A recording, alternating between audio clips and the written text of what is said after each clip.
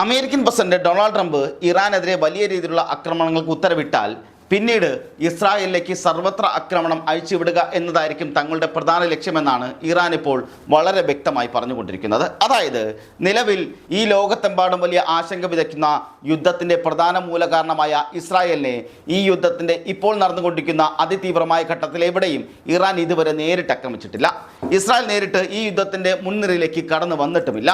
ഇതിൻ്റെ കൃത്യമായ അർത്ഥം എന്തെന്നാൽ ഈ ഘട്ടത്തിൽ അതായത് ഇറാൻ ഇതുവരെ ഉപയോഗിച്ചിട്ടില്ലാത്ത അത്യാധുനിക ആയുധങ്ങൾ ഉപയോഗിക്കുകയും അതുപോലെ അതിതീവ്രമായ പ്രത്യാക്രമണങ്ങൾ നടത്തുകയും ചെയ്യുന്ന ഈ സാഹചര്യത്തിൽ ഏതെങ്കിലും തരത്തിൽ ഇസ്രായേൽ യുദ്ധത്തിൻ്റെ ഭാഗമായാൽ ഇസ്രായേലിന് നേരെ സങ്കല്പിക്കാൻ പോലും കഴിയാത്ത രീതിയിലുള്ള വൻ ആക്രമണങ്ങൾ ഉണ്ടാകുമെന്ന് തിരിച്ചറിഞ്ഞുകൊണ്ട് തന്നെയാണ് ഇസ്രായേലിൻ്റെ ഭാഗത്തുനിന്നും തന്ത്രപരമായ നിശബ്ദത തുടരുന്നത് എന്നാണ് രാഷ്ട്രീയ നിരീക്ഷകരുടെ വിലയിരുത്തൽ. അതോടൊപ്പം തന്നെ അവിടെ പുതിയ തെരഞ്ഞെടുപ്പ് നടപടിക്രമങ്ങൾ മുന്നോട്ട് പോകുന്നതിനിടയിൽ ബെഞ്ചമിൻ നെതന്യാഹു വിചാരണ നേരിട്ട് അഴിക്കുള്ളിലാകുമോ എന്നുള്ള വലിയ ഭയത്തെ തുടർന്ന് തൻ്റെ നഷ്ടപ്പെട്ട രാഷ്ട്രീയ പ്രതിച്ഛായയും മുഖവും തിരിച്ചു പിടിക്കാനുള്ള അടിയന്തര നെട്ടോട്ടത്തിൽ കൂടിയാണ്. തൻ്റെ ജീവൻ എങ്ങനെയെങ്കിലും രക്ഷിച്ചെടുക്കാൻ ഇറാൻ്റെ ഭാഗത്തുനിന്നും വൻതോതിലുള്ള മിസൈൽ ആക്രമണങ്ങൾ ഉണ്ടാവുകയും കുടുംബവും താനും മക്കളും കൊല്ലപ്പെടാതിരിക്കുകയും ചെയ്യുക എന്ന ലക്ഷ്യത്തോടെ അതീവ സുരക്ഷാ സജ്ജീകരണങ്ങളായുള്ള രഹസ്യ കേന്ദ്രങ്ങളിലാണ് നെതന്യാഹു ഇപ്പോൾ കഴിയുന്നതെന്നും വാദങ്ങളുണ്ട്. എന്തായാലും ഇറാൻ ആക്രമണം ശക്തമാക്കിയതിൻ്റെ മൂന്നാമത്തെ ദിവസം കടുത്ത ആക്രമണങ്ങളും സൈനിക നീക്കങ്ങളുമാണ് നടത്തിക്കൊണ്ടിരിക്കുന്നത്. പുതിയ നീക്കങ്ങൾ ഇറാൻ നടത്തുന്നു എന്നുള്ള അന്താരാഷ്ട്ര റിപ്പോർട്ടുകൾ പുറത്തു വന്നതിന് പിന്നാലെയാണ് ഏറ്റവും പുതിയ വിവരങ്ങളും ലഭ്യമാകുന്നത്. ഹോർമുസ് കടലിടുക്കിന് പിന്നാലെ ചെങ്കടലിലെ ബാബൽ മന്ദം മേഖലയിലും സ്ഥിതിഗതികൾ ഗുരുതരമായി വഷളാകുന്നതിനൊപ്പം തന്നെ ബാബൽ മന്ദം കടലിടുക്ക് പൂർണ്ണമായി അടച്ചുപൂട്ടാനുള്ള തന്ത്രപരമായ നീക്കങ്ങളിലേക്ക് ഇറാൻ ചുവടുവയ്ക്കുന്നു എന്ന വിവരവും ഇപ്പോൾ പുറത്തു വരികയാണ്. അതായത് ഇനി വളരെ നിർണായകവും അപകടകരവുമായ ഒരു ഘട്ടത്തിലേക്കാണ് ഈ യുദ്ധം മാറ്റപ്പെടാൻ പോകുന്നത് എന്നതിനുള്ള ഏറ്റവും പ്രകടമായ അടയാളമായി തന്നെ വേണം ഇതിനെ വിലയിരുത്താനും. ഒരു വശത്ത് ഇറാന്റെ ഭാഗത്തു നിന്ന് ശക്തമായ മിസൈൽ ആക്രമണങ്ങൾ ഇസ്രായേലിലേക്ക് ഉണ്ടാകാൻ പോകുന്നു. ഒപ്പം തന്നെ ഇത്രയും നാൾ അറബ് രാജ്യങ്ങളിലെ അമേരിക്കൻ സൈനിക താവളങ്ങളെയും കേന്ദ്രങ്ങളെയുമാണ് ഇറാൻ പ്രധാനമായി ലക്ഷ്യമിട്ടിരുന്നത്. പക്ഷേ അതുകൊണ്ട് അമേരിക്കയ്ക്ക് കാര്യമായി തിരിച്ചടിയൊന്നും ഉണ്ടായിരുന്നില്ല. അല്ലെങ്കിൽ അത് അമേരിക്കയുടെ സാമ്പത്തിക സൈന്യശേഷിയെ ഒരു വിധത്തിലും ബാധിക്കുന്നില്ല. അമേരിക്ക അത് വളരെ നിസ്സാരമായി കാണുന്നു എന്നൊരു സാഹചര്യം വന്നതായി ഇറാന് സംശയവുമുണ്ട്. അപ്പോൾ അതുകൊണ്ട് കൂടുതൽ പ്രകടനശേഷിയിൽ അമേരിക്കയ്ക്ക് വലിയ രീതിയിൽ നോവുന്ന വിധത്തിൽ ആക്രമിക്കുക എന്ന കടുത്ത ഘട്ടത്തിലേക്ക് കടക്കുമ്പോഴാണ് അതിൻ്റെ ആദ്യത്തെ പടിയായി ഇസ്രായേലിലേക്ക് നേരിട്ട് ആക്രമണം നടത്തുക എന്നുള്ള കാര്യം ഇറാൻ സ്ഥിരീകരിക്കുന്നത്. അതോടൊപ്പം തന്നെ ഈ ഇസ്രായേലിലേക്ക് കനത്ത ആക്രമണം നടത്തുന്ന അതേ സമയത്ത് തന്നെ ചെങ്കടൽ കൂടി പൂർണ്ണമായി അടച്ച് ബാബൽ മന്ദം കടലിടുക്ക് നിരോധിച്ച് അല്ലെങ്കിൽ അവിടെ ഉപരോധിച്ച് സൂയസ് കനാലിലേക്കുള്ള കപ്പലുകളുടെ പ്രവേശനം ഇല്ലാതാക്കി കപ്പൽ ഗതാഗതത്തെയും വ്യാപാരത്തെയും ആഗോളതലത്തിൽ പൂർണ്ണമായി താറുമാറാക്കുക എന്ന ലക്ഷ്യത്തിലേക്കാണ് ഇറാൻ കടക്കുന്നത് എന്നുള്ളതാണ് ഇവിടെ മനസ്സിലാക്കാൻ. ഇപ്പോൾ തന്നെ അന്താരാഷ്ട്ര വിപണിയിൽ ആഗോള ക്രൂഡ് ഓയിൽ വില ബാരലിന് $100 കടന്ന് മുകളിലേക്ക് കുതിക്കുകയാണ്. അതിനിടയിലാണ് അമേരിക്കൻ പ്രസിഡന്റ് ട്രംപിൻ്റെ പുതിയ ഭീഷണി ഏതാനും ദിവസങ്ങൾക്ക് മുമ്പ് പുറത്തു വരുന്നത്. ട്രംപ് എന്താണ് പറയുന്നത് വെച്ചാൽ വീണ്ടും കനത്ത പ്രകടനം ഇറാൻ ഉണ്ടാകും. ഇതുവരെ ലോകം കണ്ടിട്ടില്ലാത്ത വിധത്തിലുള്ള അതിതീവ്രമായ ഒരു സൈനിക ആക്രമണം ഇറാന് നേരെ ഉണ്ടാകുമെന്നാണ് അതിൽ മുന്നറിയിപ്പ് നൽകുന്നത്. ഈ മുന്നറിയിപ്പ് നൽകിയിട്ട് ഇന്ന് ദിവസം 3 കഴിഞ്ഞിട്ടുണ്ട്. ഇതുവരെയും അങ്ങനെയുള്ള ആക്രമണമൊന്നും റിപ്പോർട്ട് ചെയ്തിട്ടുമില്ല. ഇറാനിൽ വലിയൊരു സൈനിക ആക്രമണം നടത്തുന്നതിനെക്കുറിച്ച് അമേരിക്ക ഗൗരവമായി ആലോചിക്കുന്നു എന്നാണ് ട്രംപ് പറഞ്ഞുകൊണ്ടിരിക്കുന്നതായിട്ട് ആക്സിയോസ് എന്ന അന്താരാഷ്ട്ര മാധ്യമം നൽകിയ അഭിമുഖത്തിൽ ട്രംപ് വ്യക്തമാക്കുന്നത്. അപ്പോൾ സ്വാഭാവികമായിട്ടും അത് ഇറാന് വലിയ രീതിയിലുള്ള പ്രകോപനമാണ് സൃഷ്ടിച്ചുകൊണ്ടിരിക്കുന്നത്. ട്രംപ് വീണ്ടും ഇറാനെ വില കുറച്ച് കണ്ടുകൊണ്ടേയിരിക്കുകയാണ്. അല്ലെങ്കിൽ ഇറാൻ്റെ പ്രത്യാക്രമണങ്ങൾ കൊണ്ട് ട്രംപ് ഏതെങ്കിലും തരത്തിൽ പിന്നോട്ട് പോകുന്നുമില്ല. ട്രംപ് വീണ്ടും കടുത്ത ഭാഷയിൽ ഇറാനെ കടന്നാക്രമിക്കുകയാണ്. അപ്പോൾ ഈ ഘട്ടത്തിൽ സ്വാഭാവികമായിട്ടും ഇറാൻ അതേ രീതിയിൽ തന്നെ തിരിച്ചടിക്കേണ്ട ഒരു സാഹചര്യം വന്നു ചേരുകയും ചെയ്യും. അങ്ങനെ വന്നാൽ അതിന് മുന്നോടിയായി ആദ്യം ഇസ്രായേലിന് നേരെ കനത്ത ആക്രമണം നടത്തുക, ഒപ്പം ഈ ഹോർമുസ് കടലിടുക്കിന് പിന്നാലെ ഈ ചെങ്കടലും അടയ്ക്കുക എന്നുള്ള നിർണായകമായ നീക്കത്തിലേക്കാണ് ഇറാനും പോകുന്നു എന്നുള്ളതാണ് മനസ്സിലാക്കാൻ സാധിക്കുന്ന ഏറ്റവും പ്രധാനപ്പെട്ട കാര്യം. നമുക്കറിയാം ഹോർമുസ് കടലിടുക്ക് ഇത്രയും നാളായിട്ട് ഇറാന്റെ പൂർണ്ണ നിയന്ത്രണത്തിൽ തന്നെയാണ്.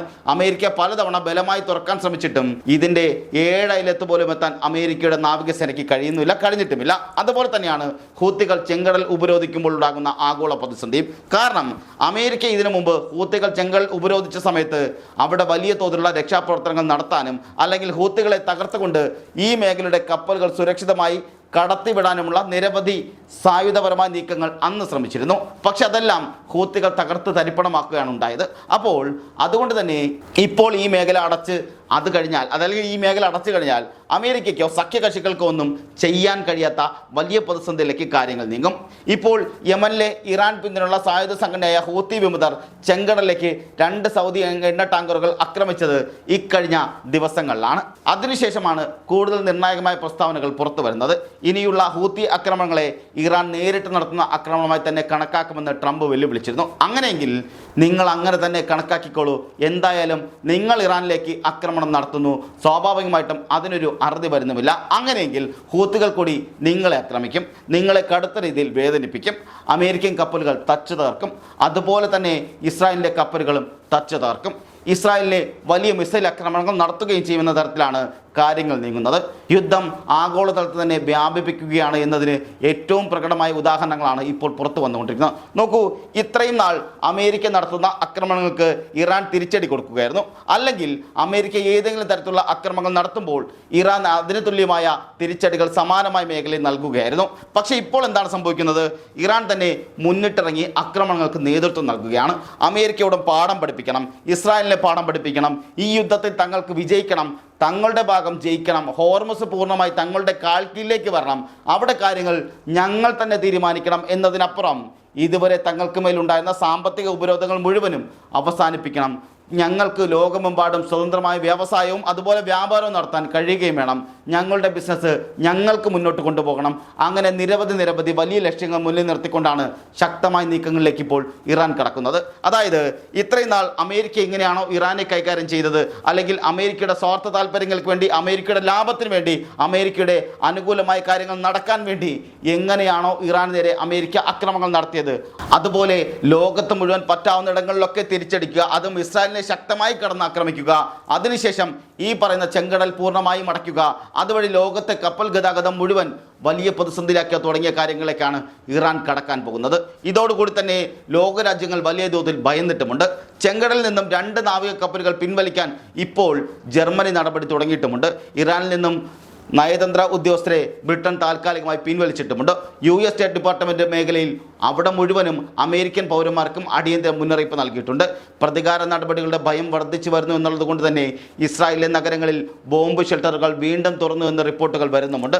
അങ്ങനെ വലിയ പ്രതിസന്ധിയിലേക്ക് അല്ലെങ്കിൽ ഗുരുതരമായ സാഹചര്യത്തിലേക്ക് ഈ യുദ്ധം പോകുന്നു എന്നുള്ള പ്രകടമായ അടയാളങ്ങൾ ഈ കഴിഞ്ഞ ദിവസങ്ങൾ തന്നെ പ്രകടമായി കാണുന്നുണ്ട് എന്നുള്ളതാണ് ഏറ്റവും പ്രധാനപ്പെട്ട കാര്യം. അതേസമയം യുദ്ധത്തിൻ്റെ വ്യാപിപ്പിക്കാനുള്ള അല്ലെങ്കിൽ വർദ്ധിപ്പിക്കാനുള്ള സാധ്യത മുന്നിൽ കാണുന്ന ഇറാനും വലിയ തോതിൽ സൈനിക മുന്നൊരുക്കങ്ങൾ നടത്തുന്നു എന്നുള്ള കാര്യവും നമ്മൾ കാണാതിരുന്നു കൂടാ. അന്താരാഷ്ട്ര വാർത്താ ഏജൻസിയായ റോയിട്ടേഴ്സിൻ്റെ റിപ്പോർട്ട് അനുസരിച്ച് ഹൂത്തികളെ സഹായിക്കാനുള്ള വലിയ നീക്കങ്ങൾ ഇപ്പോഴിതാ ഇറാൻ നടത്തിക്കൊണ്ടിരിക്കുകയാണ്. അതിനായി IRGCയുടെ ഉദ്യോഗസ്ഥരെയും ഡ്രോൺ ഘടകങ്ങൾ ഉൾപ്പെടെയുള്ള സൈനിക ഉപകരണങ്ങളെയും ഇറാൻ യമനിലേക്ക് തുടർച്ചയായി അയക്കുന്നുണ്ട്. ഇത് ചെങ്കടലിലെ ഹൂത്തികളുടെ ആക്രമണത്തെ പ്രോത്സാഹിപ്പിക്കാനും ശക്തിപ്പെടുത്താനും തന്നെയാണെന്ന കാര്യത്തിൽ യാതൊരു തർക്കവും വേണ്ട. അപ്പോൾ സ്വാഭാവികമായിട്ടും എന്തൊക്കെയാണ് സംഭവിക്കുന്നത്?